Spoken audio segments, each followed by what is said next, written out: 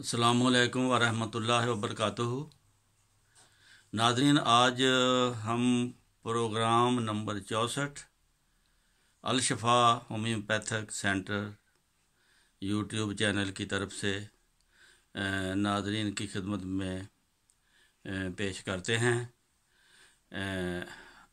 आज की जो बीमारी है वो है वोमिटिंग। जब इंसान को कै आनी शुरू हो जाए, वोमिटिंग, इंसान हो, बड़ा हो या बच्चा हो, उसके लिए होम्योपैथिक का जो चंद एक अद्वियात हैं उसका इलाज अलामात के मुताबिक आज पेश किया जाएगा। अहबाब की खिदमत में ये भी गुजारिश है कि अगर आपको कोई तकलीफ़ है, आप होम्योपैथिक मेडिसिन से इलाज करना चाहते हैं तो अल-शफ़ा लिख कर यूट्यूब पर जाकर अल-शफ़ा अल- और शिफा, थोड़ा सा डैश पा के फिर शिफा, फिर होम्योपैथिक लिखेंगे तो हमारा चैनल ये आ जाएगा सामने।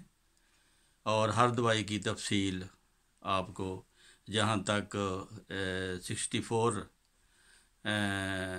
बीमारियों की जो है वो अद्वियात इसमें बताई गई हैं।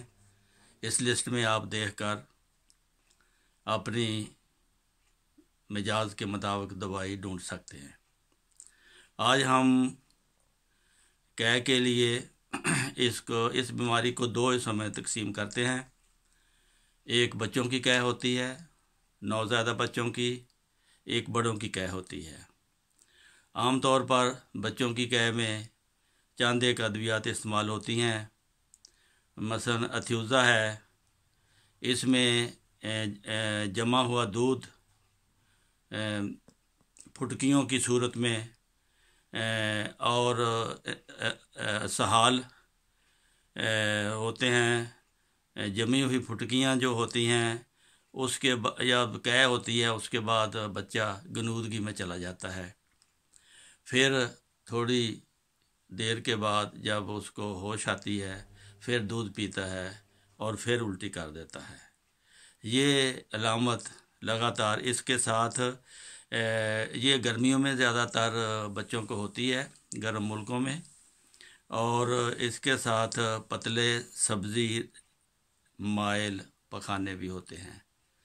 और अगर इलाज न किया जाए तो बच्चा बहुत कमज़ोर होकर अपने अंजाम को पहुंच जाता है। इसलिए वक्त पर ऐसी अलामत हो तो अथ्यूज़ा उसकी दवाई है 30 में दें।